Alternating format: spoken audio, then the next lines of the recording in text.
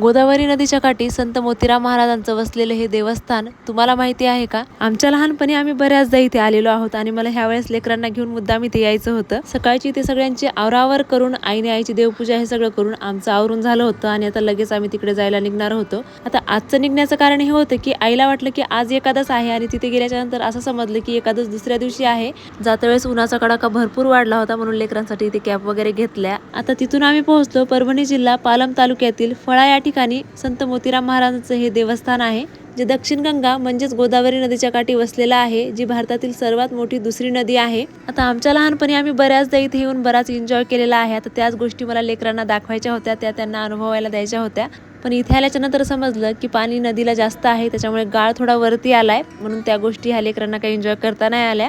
आणि तेच नदीतलं पाणी वरती आलेलं आहे मोटर लावून. सो तिथेच लेकरांनी आंघोळ वगैरे केले, फ्रेश झाले. आईने पण एकदम आरामामध्ये छान गंगेची पूजा करून घेतली, ओटी भरली, तिचं पण छान समाधान झालं. आणि नंतर आलोत मग मोतीराम महाराजांच्या मंदिरामध्ये. इथे छान दर्शन वगैरे घेतलं आणि सोबत आम्ही डब्बा घेऊन आलो होतो. इथे मंदिरामध्येच बसून छान जेवण केलं सगळ्यांनी आणि इतक्याच वेळामध्ये पण हे दोघं एकदम खुश झाले होते. तर त्याच्यातच आपलं समाधान आलं. तर खूप दुरून लोक इथं दर्शनासाठी येतात आणि भरपूर असा गर्दा पण असतो इथे.